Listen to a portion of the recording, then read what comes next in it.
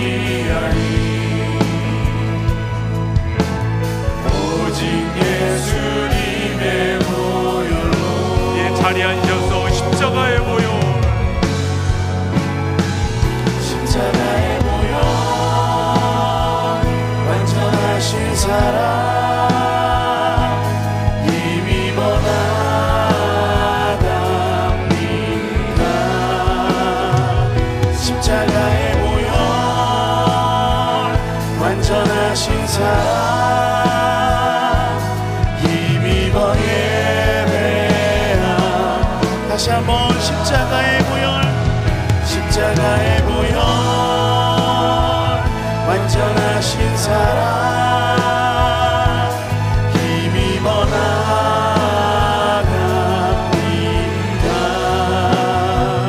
십자가의 보혈, 완전하신 사랑 힘입어 예배. 우리 마지막으로 고백합니다. 십자가의 보혈, 십자가의 보혈, 완전하신 사랑 힘입어 나갑니다.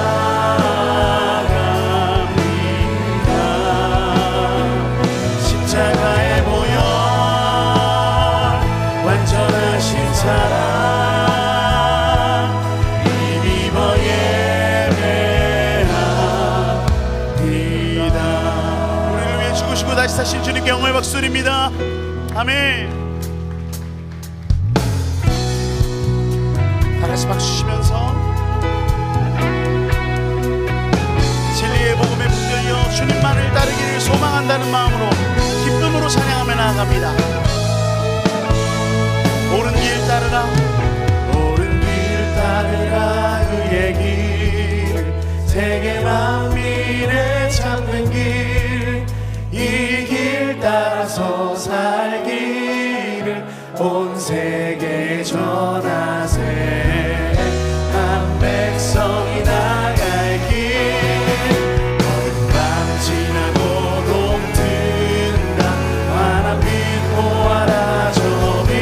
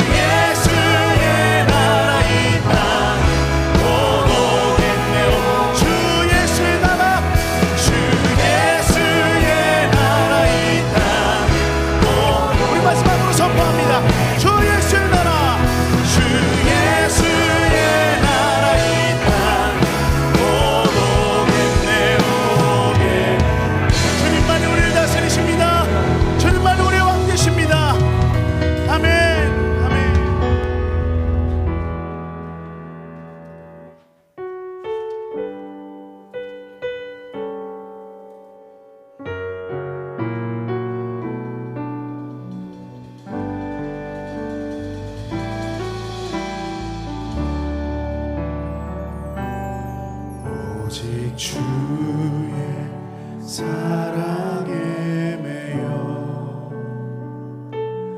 내 영 기뻐 노래합니다.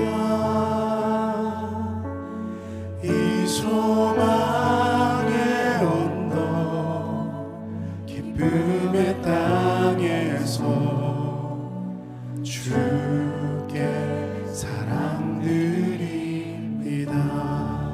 오직 주의 임재 안에 갇혀 내 영 기뻐 찬양합니다. 이 소명의 언덕 거룩한 땅에서 주께 경배드립니다. 주께서 주신 모든 은혜 나는 말할 수 없네. 내 영혼 즐거이 주 따르렵니다. 주께 내 삶 드립니다. 오직 주의 사랑에 오직 주의 사랑에 매여 내 영 기뻐 노래합니다. 이 소망의 언덕 기쁨의 땅에서 주께 사랑드립니다. 오직 주의 임재 안에 갇혀 내 영 기뻐 찬양합니다. 이 소명의 언덕 거룩한 땅 주께 경배드립니다. 주께 경배드립니다. 주께서 주신 모든 은혜 나는 말할 수 없네. 내 영혼 즐거이 주 따르렵니다. 주께 내 삶들 우리 주님을 바라봅니다. 주께서 주신 모든 은혜 나는 말할 수 없네. 내 영혼 즐거이 주 따르렵니다. 주께 내 삶들이 주께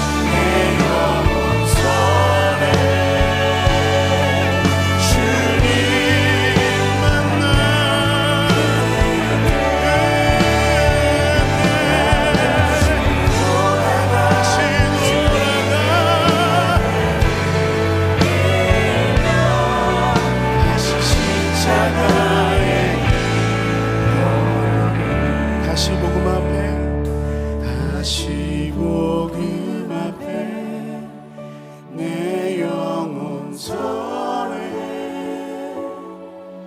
주님 만나 그때 나 다시 돌아가 주님께 예배 드리며 다시 십자가의 길 걸으리. 주님, 우리에게 허락하신 그 십자가의 길이 때로는 무겁고 두려울지라도 주께서 주신 그 말할 수 없는 은혜 앞에 감격하며 주님을 따름이 기쁨 되게 하여 주시고, 다시 우리가 주의 말씀 앞에 서서 주의 십자가의 길에 설 수 있는 은혜를 더하여 주시옵소서. 우리와 같은 기도의 제목 가지고 간절한 마음으로 주의 이름 부르며 기도하면서 나아갑니다.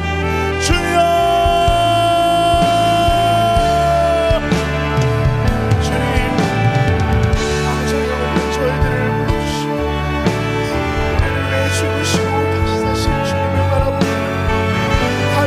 주님을 어찌 찾을 수 있으며 감히 우리가 어찌 주의 길을 감당할 수 있겠습니까마는 주님, 그 가운데서도 괴로워하며 그 가운데서도 온전히 서지 못하는 저희를 구원하여 주옵시고, 주님 다시 한 번 더 주의 말씀으로 우리를 소생시키시고 온전히 그 십자가의 길을 걸어갈 수 있는 우리가 될 수 있도록 은혜를 베풀어 주시옵소서. 주님 간구하오니 다시 한 번 더 그 은혜에 감격하게 하시고 주님을 따르며 우리의 기쁨 되어 무너진 자리에서 일어나 주를 찾고 주를 구하며 주의 길에 걸어가는 우리 모두가 될 수 있도록 은혜를 베푸시고 함께하여 주시옵소서. 함께 하시죠.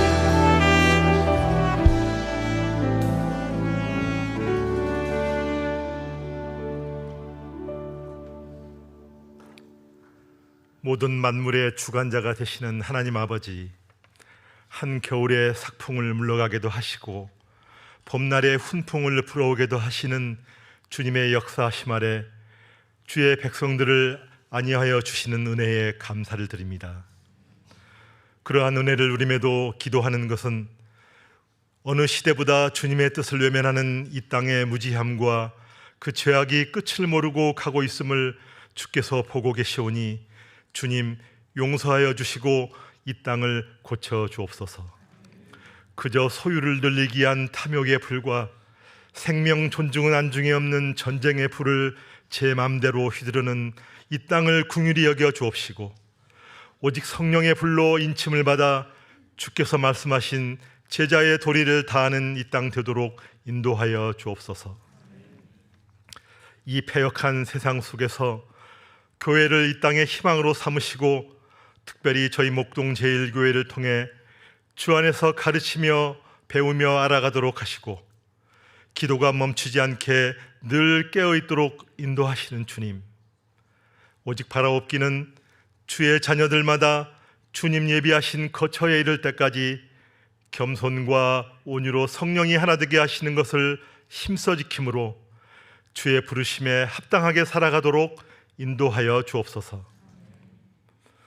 오늘 주의 날을 거룩하게 지키며 예배하는 모든 자리마다 충만한 말씀과 찬양의 은혜 속에서 주의 음성을 듣는 귀한 시간이 되게 하시고, 여러 가지 모양으로 보이지 않는 곳에서 땀 흘리며 섬기는 예배를 돕는 모든 성도들을 기억하여 주옵소서.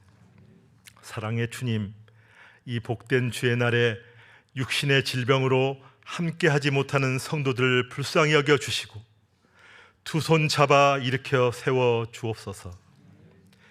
대학 입시와 취업과 결혼과 관계의 어려움으로 상심한 젊은이들의 마음을 만져주옵시고 오직 주만 바라보며 인내하도록 도와주옵소서. 말씀을 전하시는 담임 목사님을 붙들어 주옵시고 성령의 충만한 은혜를 덧입혀 주시며 기도로 돕는 군 선교의 현장과 태국 필리핀의 교회와 고향 시골 교회에도 따뜻한 위로와 용기를 허락하여 주옵소서. 온 마음 다해 올려드리는 시온성 찬양대의 찬양을 받아 주실 줄 믿사오며 영원한 우리의 구원자 예수님의 이름으로 기도드립니다. 아멘.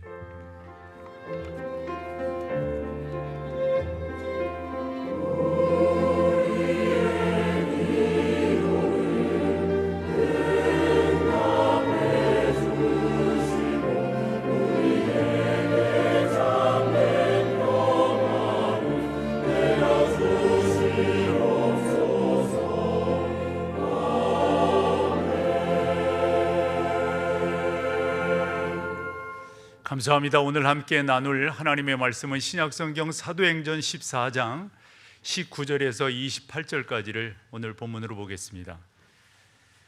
유대인들이 안디옥과 이고니온에서 와서 무리를 충동하니 그들이 돌로 바울을 쳐서 죽은 줄로 알고 시외로 끌어내치니라.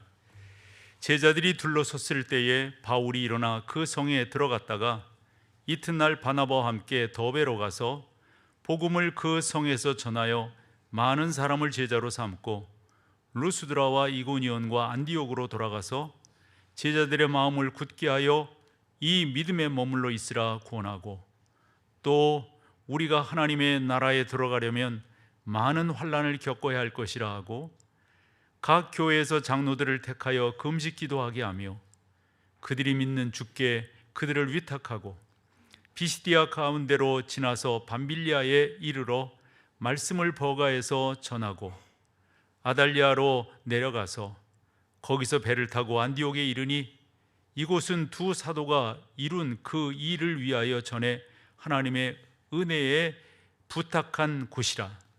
7, 8절을 같이 합니다.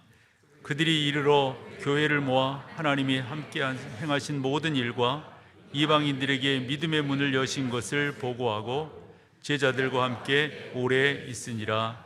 아멘.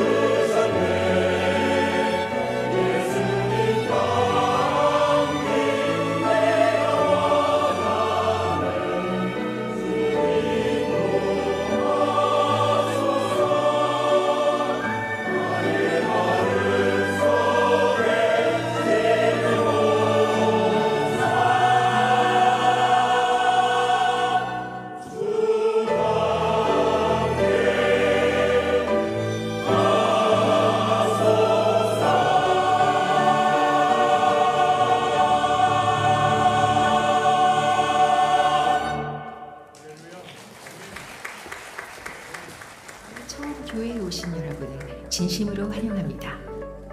예배로 승리하는 목동제일교회 3월 8일 소식입니다. 첫 소식은 어머니 기도의 안내입니다. 주님 어떤 말로 다 할까요?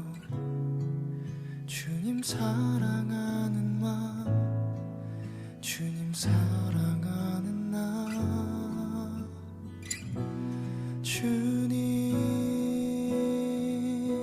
내 주님 이름만 불러도 가슴이 뛰어요. 주님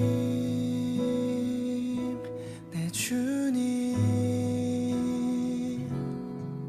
주님 곁에 머물고 싶어요.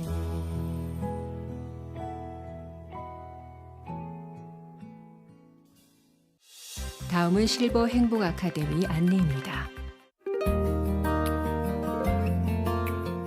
긴 겨울을 지나 봄이 움터오듯 어르신들의 하루에도 함께하는 행복이 꽃 피어납니다. 목동제일교회 실버 행복 아카데미 오는 3월 12일 본관 2층 카페에서 여러분을 기다립니다. 다음은 교구 사역자 1일 세미나 안내입니다. 목동제일교회 교구사역위원회에서 상반기 목장 개강에 따라 교구사역자 1일 세미나를 준비하였습니다.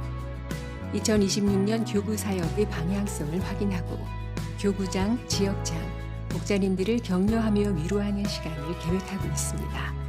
3월 17일 화요일에 진행되는 세미나에 많은 참여 바랍니다.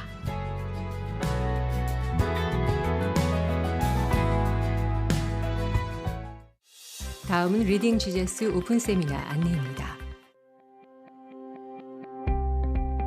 리딩 지저스 오픈 세미나는 성경신학 박사님들과 함께 모세오경부터 요한계시록까지 말씀을 새롭게 연결하고 통독의 여정을 더 의미 있게 완성하는 자리입니다. 그 첫 번째 시간 모세오경 강의에 함께 하시어 말씀 그 너머의 깊은 은혜에 흠뻑 빠져드는 시간이 되시길 바랍니다. 다음은 바이블 아카데미 안내입니다. 목동제일교회 바이블 아카데미 2026년 상반기를 맞아 새롭게 개정된 커리큘럼을 소개합니다. 기존 신학 분과별 선택 수강에서 나아가 성도님들의 다양한 필요와 신앙 수준에 맞춰 단계별로 신앙 입문반과 성장반 기초, 성장반 심화 과정으로 개편하였습니다. 신앙 입문반은 신앙의 첫걸음을 뗀 분들을 위한 과정으로 성경 개관과 성례, 교리 등을 함께 살펴봅니다. 성장반은 교사와 교구 사역, 선교 등 여러 섬김의 자리에 있는 성도님들을 위한 기초 과정과 이전까지 개설되었던 여러 과목들을 성장반 심화 과정으로 구성하였습니다. 수강 기간도 한결 간결해졌습니다. 수업 일정을 A텀과 B텀 두 개의 기간으로 나누어 집중도를 높였고 신앙 입문반은 A텀과 B텀 언제든 수강할 수 있으며 성장반 기초는 A텀, 성장반 심화는 B텀에 각각 수강할 수 있습니다. 이번 정규 수강 신청 기간에 모든 과목을 한 번에 신청할 수 있고 B텀 강의가 시작되기 전 추가 신청도 가능합니다. 하나님 중심으로 살아가기를 소망하는 모든 성도님들을 말씀을 배우는 은혜의 자리 목동제일교회 바이블 아카데미로 초대합니다. MDC 주요 단편 소식입니다.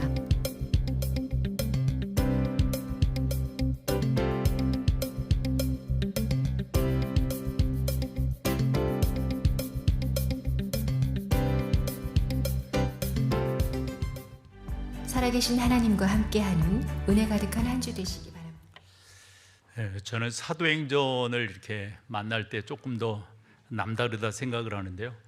사도행전이 담고 있는 그런 내용이 저를 더 영적으로 감동, 감화시키기 때문에 그렇습니다. 우리 교회는 내년에 50주년을 맞이하고 앞으로 100년 또 후의 세대들을 우리가 살펴보면서 목사인 저는 어떻게 교회를 토대를 잡아서 나아갈 것인가 하는 것을 늘상 생각을 하게 되죠. 그런 차원에서 오늘은 조금 더 우리 교회는 어떤 토대 위에, 어떤 바탕 위에 세워야 할 것인가, 3월 셋째 주까지, 넷째 주까지 쭉 이런 말씀들로 나누게 되는데, 오늘 그 첫 번째 시간으로 목사가 가지고 있는 개괄적인 그림을 여러분들과 같이 나눠보기를 소망합니다.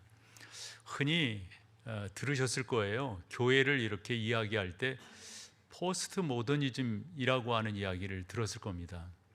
근데 요즘은 포스트 모더니즘 시대는 지나갔고, 마틴 로이 존스가 한 표현이기도 한데요, 프리 크리스찬 패간 소사이어티라고 하는 표현을 이렇게 한다 알려져 있습니다. 그 말은 기독교가 전파되기 이전의 모습으로 작금의 교회가 흘러가고 있다, 안 좋은 이야기입니다. 그래서 교회가 자꾸 줄어들고 있고 쇠퇴되고 있다, 이런 말인데, 저도 자료를 살펴봤더니 미국 교회 같은 경우 2019년과 또 2024년 이렇게 봤더니 다 교회가 줄어들고 있는 걸 보게 됩니다.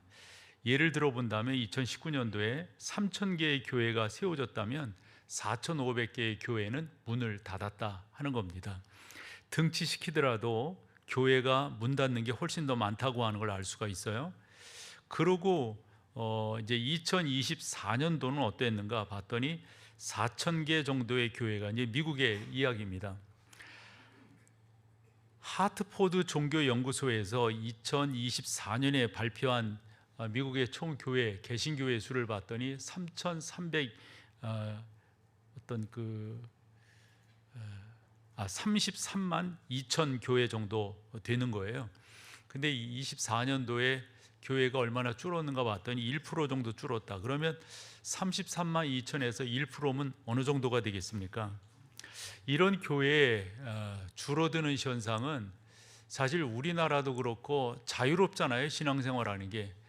그런데 우리나라뿐만 아니라 자유로운 신앙생활을 할 수 있는 나라뿐만 아니라 중국이라든가 또 모슬렘, 그리고 힌두, 또 다른 이 공산권에 있는 그런 나라들은 훨씬 더 심각하다라고 하는 것을 우리 가운데 보여주고 있습니다. 한국 갤럽에서 내놓은 그 조사를 봤더니 작금의 이 한국 교회들, 예를 들어 우리가 속해 있는 합동측이라든가 통합측, 기장, 선결교 다 교인들이 줄어들고 있다. 특별히 우리 교단이 조금 더 많은 것을 볼 수가 있습니다. 이런 상황 속에서 목사인 저는 목동제일교회를 어떻게 이끌고 갈 것인가, 어떻게 교회를 세워갈 것인가, 적지 않은 다짐을 하지 않을 수가 없습니다. 기독교 활동이 활발한 자유로운 그런 곳에서도 교회가 줄어들고 있다면, 공산권이라든가 말씀드린 대로 시교, 회교, 그 다음에 신두 이런 데서는 오죽하겠습니까? 이러한 때 어떻게 우리가 교회를 세워갈 것인가? 절대적으로 우리가 비관적인 생각을 할 것이 아니라 좀 더 의미 있게 이런 상황들을 바라보면서 주님의 교회를 세워가야 되리라 생각을 합니다. 어찌 보면 80년대 신학교육을 받은 저 같은 경우는 로이 존스라고 하는 이 영국 교회 목사님의 많은 영향을 받았다라고 생각합니다. 그분의 여러 저서들이 있는데 특별히 강해 설교들이 그때 우리들에게 많은 영향력을 주었어요. 로마서라든가 사도행전, 그 다음에 에베소서, 이런 강해서들이, 그리고 80년대 뿐만 아니라 다른 강해서들이 쭉 나오게 되었는데, 어쨌건 저는 이 로이 존스가 좋더라고요. 그래서 제가 저의 설교 시간에 이분의 내용을 많이 소개하는 것은 그만큼 영향을 받았기 때문인데, 이분의 책이 우리나라에 93년도에 한 책이 번역이 되었습니다. 보여주시면은 시대의 표적이라고 하는 저 책입니다. 영어 제목은 Knowing the Times라고 하는 그러한 제목을 가지고 있습니다. 이 책을 로이 존스가 1945년도에 책을 내게 되는데, 바로 우리가 해방되던 해 아니겠습니까? 지금부터 몇 년 전이 될까요? 그런데 이분의 내용을 여러분들에게 소개하는 것은 어찌 보면 지금 우리의 형편과 상당히 맞닥뜨려져 있고요. 이분이 나름대로 고뇌하고 고민했던 그런 내용이 지금 바로 우리가 고뇌하고 고민하는 내용과 상당히 일치하고 있기 때문에 이런 부분을 소개해 보면서 우리 교회는 어떠한 방향으로 무엇에 집중해서 어떤 토대 위에 교회를 더 세워나가야 될 것인가 함께 말씀을 나눠보려고 하는 것이죠. 로이 존스를 비롯한 그 당시의 개혁주의자들은 영국 교회가 몰락해가는 이런 모습을 보면서 엄청나게 몸부림을 칩니다. 어떻게 하면 살릴 것인가? 어떻게 하면 옳게 세울 것인가? 교회가 절망의 늪에 빠져들고 있을 때, 이럴 때 우리 교회는 어떻게 해야 될 것인가? 로이 존스의 그 표현을 좀 인용을 해보면 이런 표현을 했어요. 지난 200년간, 200년이라고 하면 18, 19세기, 사실 18, 19세기는 영국 교회가 전 세계 선교를 인도하고 이끌어가던 그런 시대 아닙니까? 지난 200년간 영국 교회에 이런 영적 침체는 없었다. 교회의 공적 예배는 매해 출석률이 줄어들고 있고 그저 작은 소모임들이 대세를 이루고 있다라고 했습니다. 혹여 여러분 가운데 그래도 소모임이 이루어지고 있네요, 이렇게 생각할 수 있는데, 여기서 말하는 소모임은 우리 교회에서 하는 목장 모임과는 전혀 질적으로 다릅니다. 그저 취미 소그룹이고요, 그저 먹고 즐기고 담소하는, 그 안에서 하나님의 은혜가 어떠했느니, 기도가 어떻게 응답받았느니, 이런 내용들은 아닙니다. 로이 존스의 고민은 그거였어요. 어떻게 교회 공동체가 기도하고 성경 공부하고 하나님 앞에 예배하는 것은 약화되어지고 인간적으로 먹고 이야기하고 담소하고 이런 부분은 커지는가?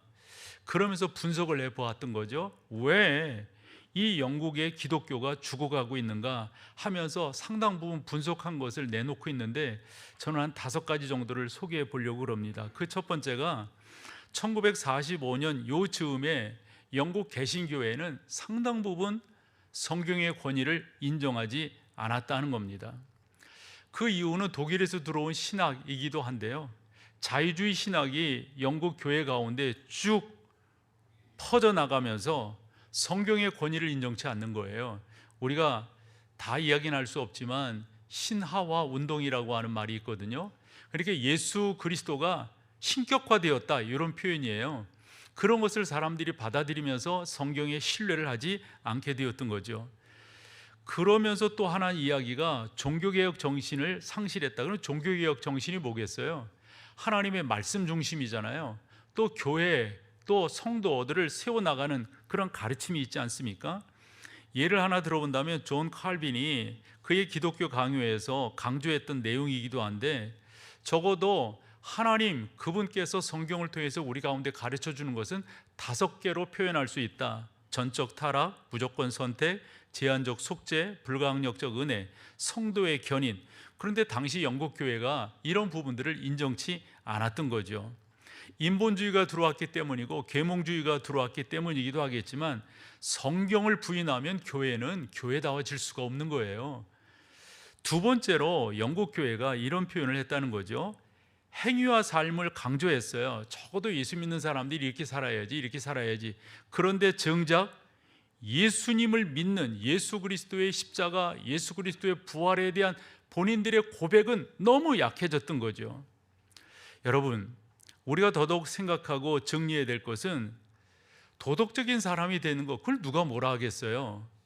이런 말도 하잖아요. 아, 저 사람은 교회는 안 다녀도 교회 다니는 사람보다 더 착해, 뭐 어째, 이런 말 하잖아요. 여러분, 정말 중요한 것은 우리가 착하게 살고 도덕적인 사람이 되는 것이 우리의 우선의 목표가 아니라 주 예수 그리스도를 구주로 만나는 겁니다. 그분의 십자가와 부활이 나를 위한 십자가요, 나를 위한 부활이라고 하는 것을 고백하는 그 가운데서 그런 것들이 따라와야지, 이것이 우리의 신앙을 이끌어가는, 도덕적인 것, 윤리적인 것이 이끌어가는 기관차가 될 수는 없다 하는 겁니다. 그래서 세 번째로 지적한 내용이 뭐냐면, 사람들이 교회에서 속해 있다고 하지만은 이런 식의 생각을 했다는 거죠. 윤리가 복음인 것으로 착각했다는 거예요. 봉사 열심히 하고 헌신 열심히 하는 게 예수 그리스도를 만난 것이다, 이렇게 착각했다는 거죠. 맞는 말 아니잖아요. 예수 그리스도를 만나는 것과 여러분 윤리적인 사람이 되는 것, 도덕적인 사람이 되는 것, 이건 다른 거잖아요. 예수 그리스도를 만났다고 하는 것은 하나님의 사람이 되는 거고, 하나님의 사람이 되었다고 하면 그와 같은 과정들을 증명해내야 된다, 이렇게 이야기하면 맞아요. 그런데 주 예수 그리스도의 복음은 온데간데 없고, 사람은 이렇게 살아야 돼, 이렇게 착해야 돼, 이렇게 봉사해야 돼, 이리 말하면 안 된다 하는 거죠. 당시 로이드 존스의 지적은 영국 교회가 그랬다는 겁니다. 다섯 번째도 우리가 되새겨볼 만한 내용이라고 봐요. 이런 말을 했어요. 교회의 멤버가 되는 것을 너무 쉽게 만들어버렸다, 이런 말이에요. 그렇게 교회 안에 이렇게 멤버가 된다고 하는 것은 우리식으로 말하면 세례교인이 된다 뭐 이런 건데, 이런 것이 너무 쉽다. 근데 저는 여기에서 조금 다르게 표현을 해봐요. 제가 경험한 바이기도 한데, 어느 분이 저한테 오셔서 목사님, 저 교회를 옮겨야 되겠어요. 깜짝 놀랐죠. 왜요? 뭐 때문에요? 그랬더니 제 남편이 이 교회 다녀서 장로 될 확률이 없어요. 다른 교회 가서, 자기가 잘 아는 교회가 있는데 그 교회 가서 장로가 된 다음에 올게요. 이건 뭔 말이에요? 뭔 말이에요? 또 하나, 옆에 교회에서 문제가 생긴 성도가 있다 치자요. 그러면 그 사람이 그 교회의 지도를 안 받고 옆에 교회로 옮겨버려요. 옆에 교회로 옮겨버려요. 그러면 교회는 그 사람을 받으면 안 되는 거거든요.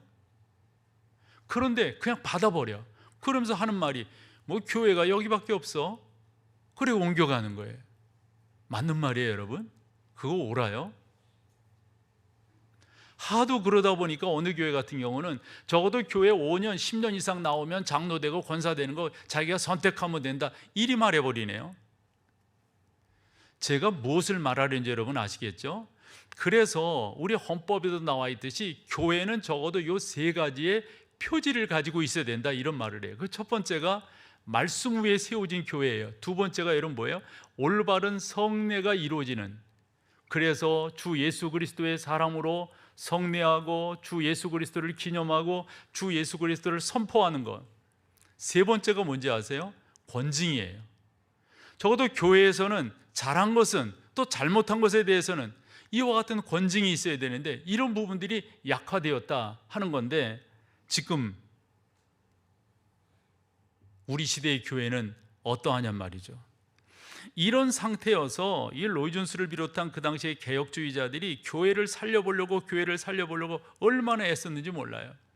그러면서 교회를 살리기 위해서 몇 가지를 강조하는데, 성경에 대해서 이런 식의 이야기, 성경에 대한 권위가 실추되면 교회는 교회로서 쓸 수가 없다, 이런 얘기거든요. 그러면서 칼 발트를 중심으로 한 이 물투만 계열의 신학, 이 비신화화 운동을 배격하는 거예요. 근데 여러분, 이런 용어들은 여러분들이 다시금 공부하시는 게 좋으리라고 봐요. 비신화화 운동이라고 하는 게 뭔가, 자유주의를 배격하자 하는 말입니다. 우리는 성경을 하나님의 말씀으로 그냥 믿어요. 그런데 성경 안에는 하나님의 말씀이 있어, 이래버리면 복잡해지는 거예요. 우리는 성경을 하나님의 살아있는 하나님의 말씀으로 우리는 분명히 믿는단 말이죠. 이런 역사들, 이런 강조들, 이런 강의들, 이런 설교들을 로이 존스를 비롯한 여러 사람들이 하려고 무척이나 애썼습니다. 그 당시에 사람들이 이런 것들을 요구했대요. 적어도 교회는 이래야 되지 않느냐. 그러면서 뭐를 요구했냐면, 적어도 교회는 이렇게 예배 순서가 좀 이렇게 절차를 갖춰서 이런 순서들도 있고 그러면 좋지 않느냐. 이러다 보니까 설교를 약화시키는 거예요. 여러분, 개신교의 특징 중에 하나는 설교가 부각되고 설교가 중심이 되는 예배 아닐까요? 그런데 이 설교라고 하는 것을 자기 이야기를 하면 안 되죠.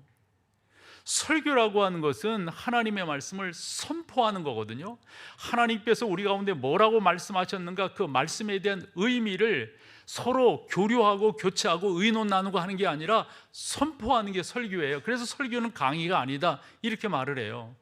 설교하면서 질문을 받고 답하고 하는 거 보셨어요? 그건 설교가 아니거든요. 설교는 하나님의 말씀을 선포하는 거예요.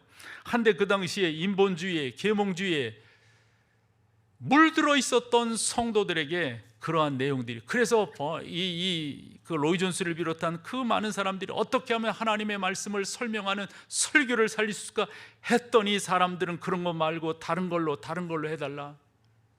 얼마나 힘들었을까 싶어요.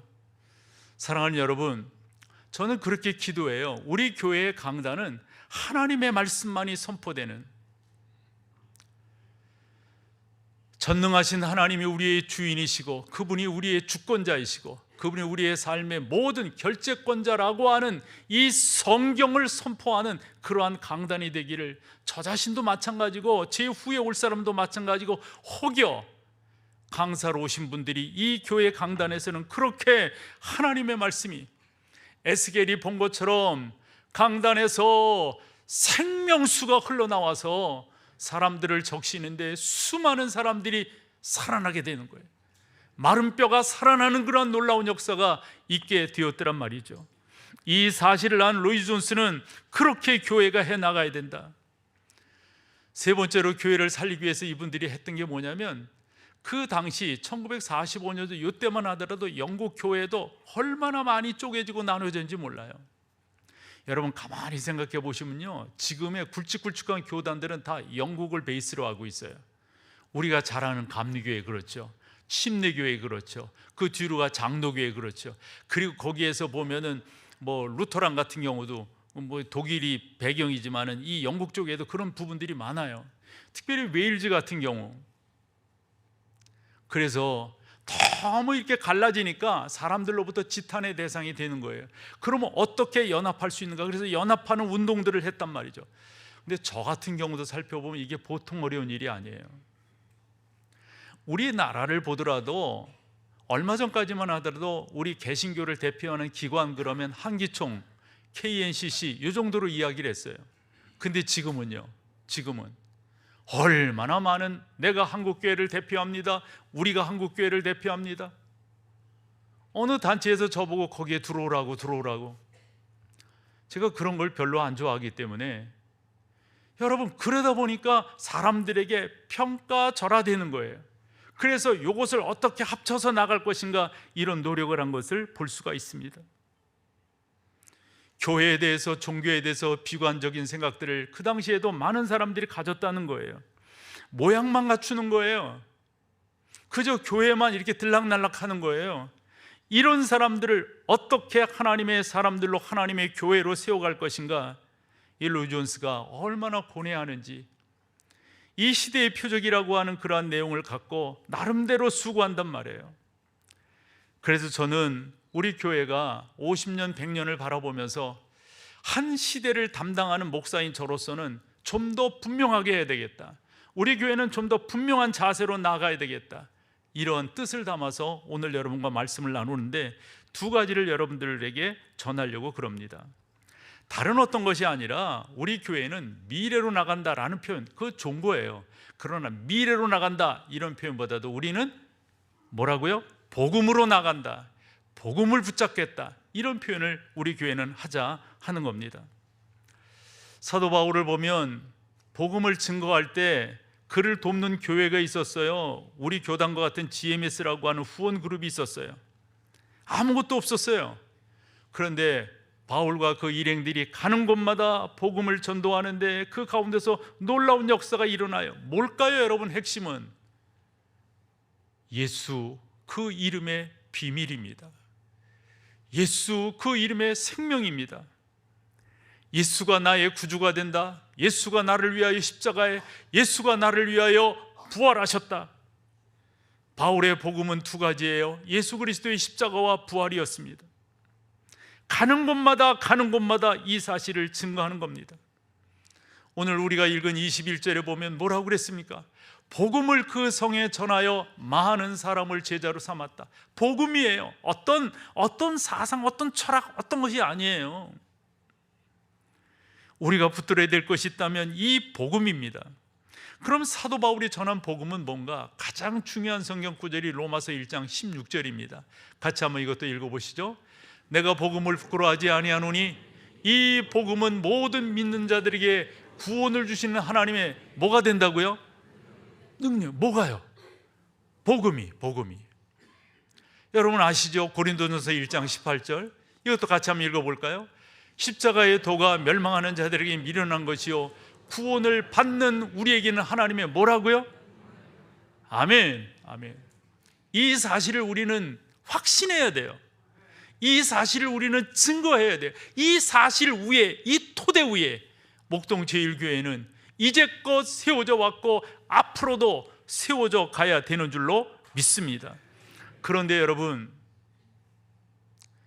교과서적인 그런 말씀을 드려본다면 예수님을 만나셔야 돼요. 목사도 예수 그리스도를 자기의 구주로, 자기의 주인으로 만나고 고백해야만 이런 설교를 할 수가 있는 거예요.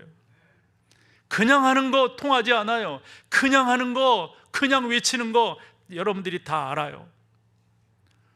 하나님의 사람 바울은 사도행전 9장을 보면 예수 그리스도를 얼마나 진하게 만났는지 이루 말할 수가 없습니다. 그가 다메섹으로 가다가 하늘로부터 강한 빛을 바라보게 됩니다. 땅에 엎드러졌습니다. 사울아 사울아 내가 어찌하여 나를 박해하느냐. 누군지 모르는 거잖아요. 그래서 말합니다. 누구십니까 당신은? 나는 내가 박해하는 예수다. 너는 일어나 시내로 들어가라. 내가 행할 것을 내게 이를 자가 있느니라. 그래가지고 아나니아 선지자를 만나게 되는 거잖아요. 7절에 같이 갔던 사람들은 소리만 듣고 아무도 보지 못하여 말을 못하고 서 있더라. 8절 사울이 땅에서 일어나 눈을 떴으나 아무것도 보지 못하고 사람의 손에 이끌려 끌려 다메섹으로 들어가서 이제 아나니아라고 하는 선지자의 안수를 받고 그 눈에서 비늘과 같은 것들이 벗겨지는, 그래서 우리가 그런 표현을 한다고요. 사도 바울 같은 경우는 움직이는 종합병원이다 이런 말을 해요. 그가 그 먼 데를 전도 여행을 다녔으니 얼마나 그의 몸이, 그리고 그는 안지를 갖고 있다 그러거든요. 아마 이때 안지를 아마 얻지 않았나 싶어요. 그러게 자기에게 분명한 증거가 있는 거예요. 아, 내가 예수를 만난가? 맞아, 이때 내가 예수님을 만났어. 맞아, 이랬더랬어. 사랑하는 여러분, 저는 여러분들이 이 목동 제1교회 안에서 예수 그리스도를 만난 것을 서로 고백하고 서로 나누는 그러한 영적 공동체로 이루어 나가기를 축복합니다. 그게 여러분 우리가 살 길이에요. 예수 만나지 않냐고 예수 믿는 척 해보세요. 아니 서양 속담이 있잖아요. 성령 받지 말고 목회해라. 어떻게 하겠어요 이걸요. 매번 제가 이곳에서 설교할 때 성령 하나님이 나를 인도하시고 붙들어 주시고 역사해 주지 않는다면 제가 이 자리에 어찌 쓰겠어요. 여러분들이 금방 아시잖아요. 신령하기 때문에. 저 목사가 지금 지도 안 믿으면서 소리친다, 이거 금방 아시잖아요. 저는요, 제가 예수 그리스도 안에 있다고 하는 사실이 분명해요. 그래서 예수 그리스도가 나의 생명이라고 하는 것, 성경이 저의 모든 삶의 가치관이라고 하는 것을 분명하게 믿기 때문에 이거 강조하지 않을 수가 없어요. 어떤 후배 목사를 만났어요. 이런저런 이야기를 하다가 그 친구가 그러는 거예요. 목사님, 나는 큰 꿈이 있어요. 비전이 있어요. 뭔데요? 궁금하니까. 하나님이 자기의 그런 꿈을 주셨다고 그러니까 뭔데요? 그랬더니 이 친구 이런 말을 하는 거예요. 나는 대형 교회를 만들어야 되는 꿈이. 예라이, 그런 친구 만나겠어요 또? 그런 사람 가까이 할 수 있겠어요? 사랑하는 여러분, 복음밖에 없어요. 복음이 우리를 살리는 거고요, 복음이 우리를 이 자리에 있게 하는 거고요, 주 예수 그리스도의 십자가와 부활이 우리로 하여금 앞으로 나가게 하는 거라고요. 저는 그 스위스 제네바 거기에 이제 자유대학이라고 일반적으로 이제 목회자들이 가면은 가는 그런 곳이 있어요. 그 정문에서 본관까지 이 잣나무 숲을 이렇게 쭉 따라가는데 왼쪽으로 월이 있거든요. 근데 그것을 기념하기 위해서 거기다가 콘크리트로 형상을 만들어 놨어요. 첫 번째 사진 한번 보여줘 봐요. 저런 사진이 있습니다. 저 벽은 사실은 제네바 성의 옛날로 보면 성벽이에요, 성벽. 근데 저기에다가 저런 상당히 높습니다. 이렇게 크고요. 근데 저 네 사람이 상당히 중요한데 제가 보기에 맨 왼쪽에 있는 사람은 파렐입니다. 제네바 이 개혁의 선두주자였던 파렐이고요. 좀 키가 큰 사람이 칼빈이에요. 아마 칼빈을 강조하기 위해서 저렇게 좀 크게 했다고 봐요. 그 다음에 그의 제자 베자이고요. 그 다음에 맨 오른쪽에 있는, 제가 보기에 맨 오른쪽에 있는 저분이 스코틀랜드의 종교개혁자라고 알려진 존 낙습니다. 그런데 저 네 사람을 저렇게 해놓고 저 뒤에다가 이 라틴어로 하나의 글귀를 새겼어요. 그 글귀가 뭐냐면 포스트 데네브라스 룩스라고 하는 그러한 그 라틴어예요. 그래서 룩스라고 하는 거 우리가 뭐 그런 이야기하잖아요. 이거 몇 룩스야? 이거 몇 룩스야? 이 전등을 보고 그러잖아요. 뭡니까? 밝기라는 말이거든요. 그리고 그 앞에 있는 이 테네브라스라고 하는 이 단어는 어둠이라고 하는 말이에요. 그래서 포스트라고 하는 것은 우리 지난 후 이런 거잖아요. 그럼 말인즉슨 뭐냐면 어둠이 지난 후 광명이 이런 말이거든요. 나름대로 어두웠었더랬어요. 한데 저런 믿음의 선각자들에 의해서 뭐라고요? 세상이 밝혀졌다. 이런 것들을 강조하기 위해서 그렇게 했단 말이죠. 말씀드린 대로 저 네 사람은 그러면 무엇으로 세상을 밝혔을까요? 무엇으로 세상을 밝히는 에너지, 힘을 삼았을까요?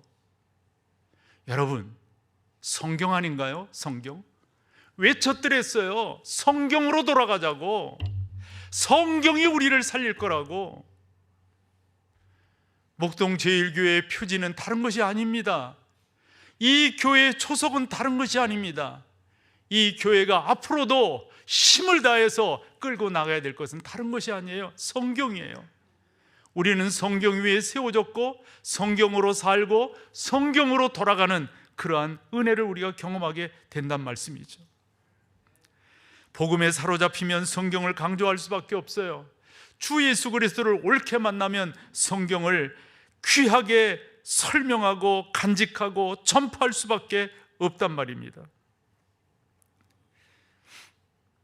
로이 존스의 강해서를 이렇게 쭉 읽어보면 그분의 뭐 예를 들어 사도행전이라든가 로마서라든가 에베소서라든가 저 때는 요 세 책을 주로 봤는데요.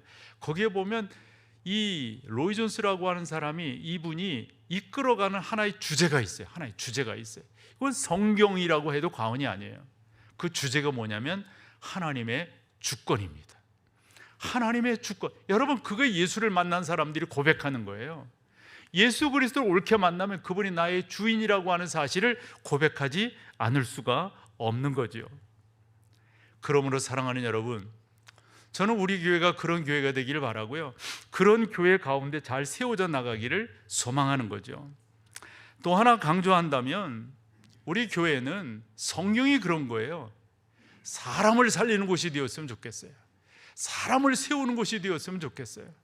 그러한 교회로 우리가 나아갈 때 목사인 저는 그런 목회를 하고 싶은 거죠. 그렇게 달려가고 싶은 거죠.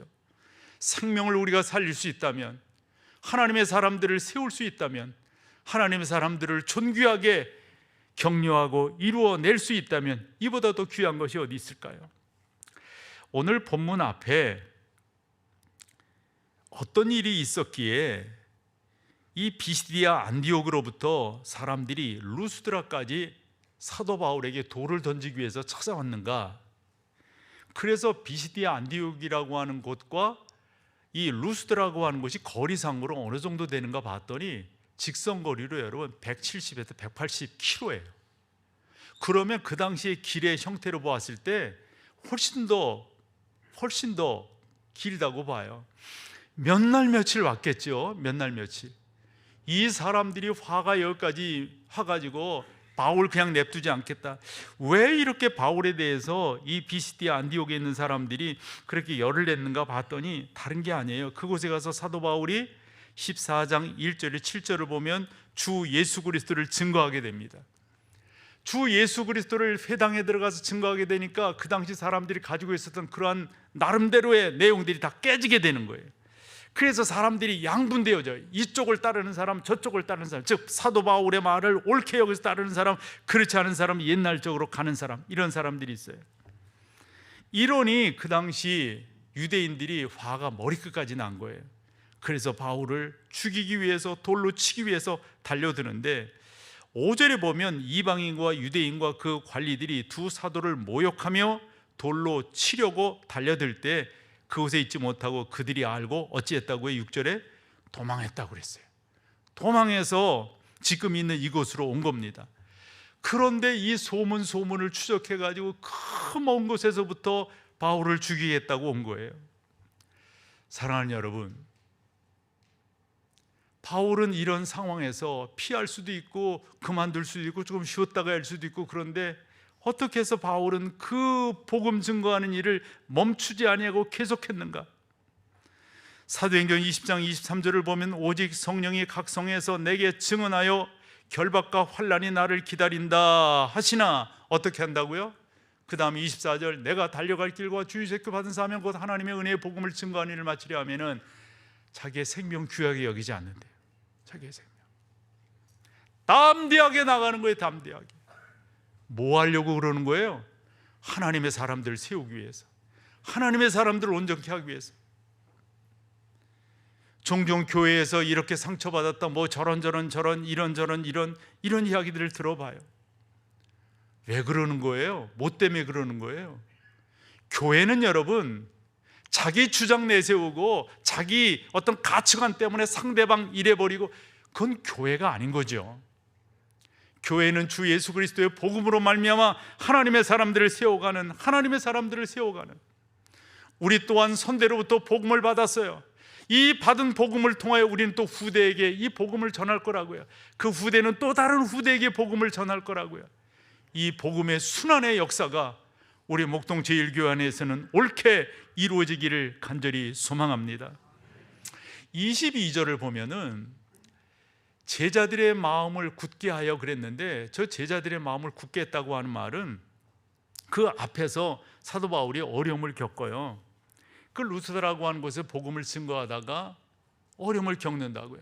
그런데 이 어려움을 겪지만은 바울이 다시금 그곳으로 들어가요. 그곳으로. 저도 중국에서 사역을 할 때 이 가르치다가 공안이 오면은 이렇게 그 뭐 경계에 세워놨던 그런 사람들이 알려주면 빨리 그 자리를 피한단 말이에요.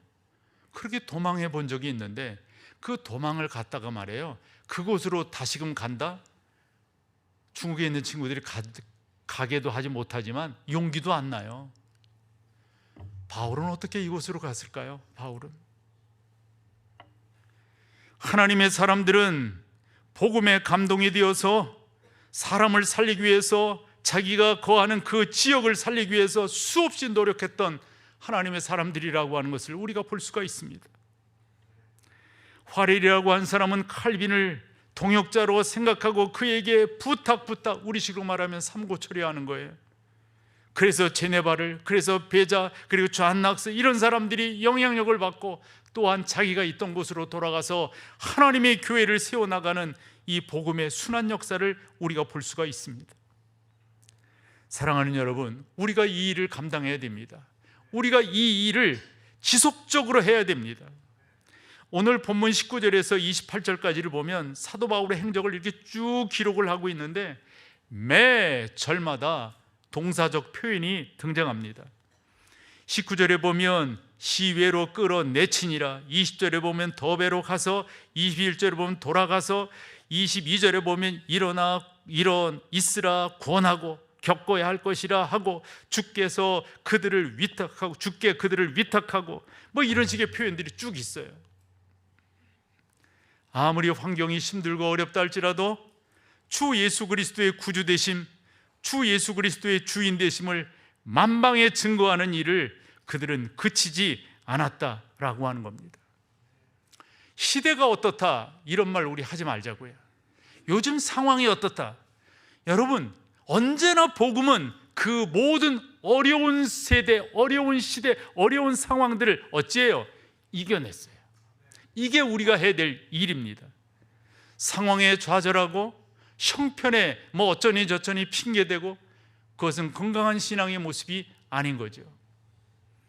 정리를 해보면 우리는 지속적으로 끝까지 복음 위에, 성경 위에 교회를 세워가는 그러한 노력을 계속해야 될 줄로 믿습니다. 이 성경 말씀은 사람을 살리는 거예요. 사람을 살리는 거. 제가 성경을 보면서 이런 표현을 써봤는데, 참 우리 이런 말 하잖아요. 사랑하면 닮는다고. 바울은 어떻게 이렇게 예수님을 닮았을까요? 아까 말했던 그러한 개혁자들은 어떻게 그렇게 하나님의 사람들을 닮았을까요? 여러분, 우리가 그거 닮아야 되지 않겠어요? 그런 은혜로 힘있게 좀 멋지게 세워보자고요. 멋지게. 저도 그런 생각하거든요. 한 번 사는 인생인데, 한 번 가는 목회의 길인데 여기서 진흙탕 만들고 갈팡질팡 하다가 내 인생 끝내고 싶지 않아요. 주께서 부르신 부름의 사명 그까지 감당하며 나가고 싶은데, 사랑하는 여러분, 그러한 교회로 세워나갈 수 있기를 축복합니다. 다 같이 자리에 일어서셔서 찬양으로 나가겠습니다.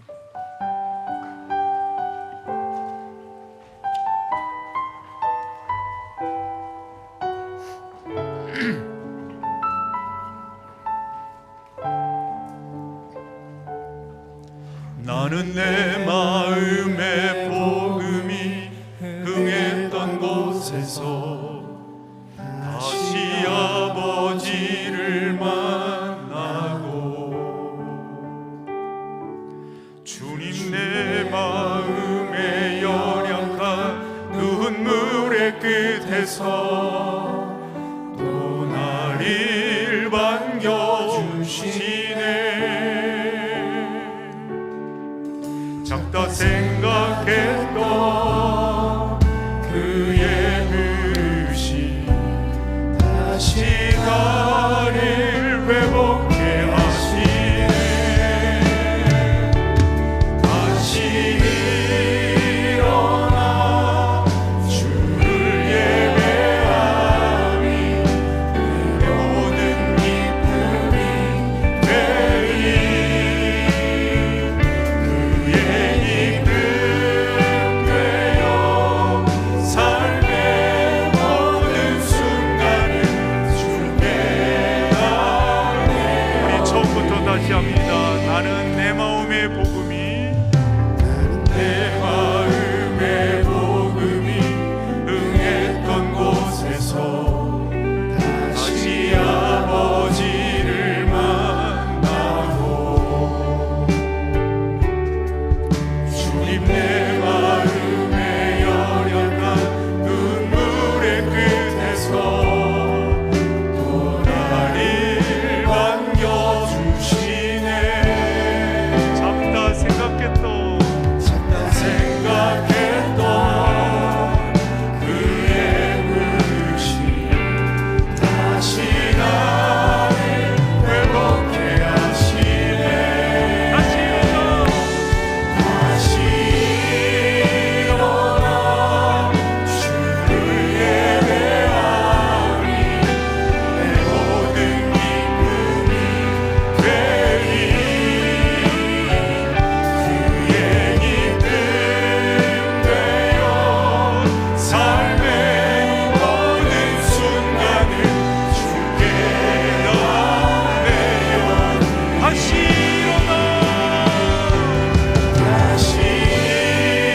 일어나 주를 예배하니 내 모든 기쁨이 되리. 그의 이끌 되어 삶의 모든 순간을 주께 나. 우리 한 번 더 합니다. 다시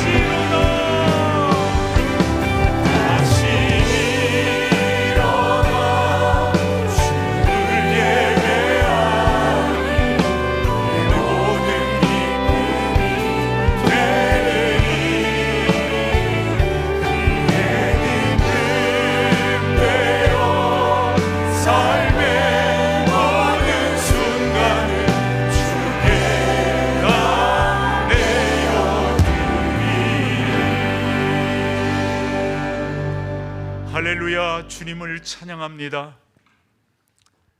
저희를 사랑하셔서 독생자 외아들 우리 주 예수 그리스도를 보내주시고, 주님은 우리를 살리기 위하여 이 땅에 오셔서 능력으로 호화호식할 수 있으실 터인데 낮고 천한 모습으로 우리와 똑같이 사시며 우리를 살리기 위하여 십자가, 우리를 살리기 위하여 부활의 영광으로 나타나신 주님, 우리가 그 영광 가운데 나가기를 소망하고 그 내용이 그대로 기록된 성경 말씀 그 토대 위에 세워지기를 사모하오니 성령이여 저희를 선하게 인도하여 주시옵소서.